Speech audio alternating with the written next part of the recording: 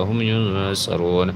وإذ ابتلى إبراهيم ربه بكلمات فأتمهن قال إني جاعلك للناس إماما قال ومن ذريتي قال لا ينال عهد الظالمين. وإذا جعلنا البيت مثابة للناس وأمنا واتخذوا من مقام إبراهيم مصلى وعهدنا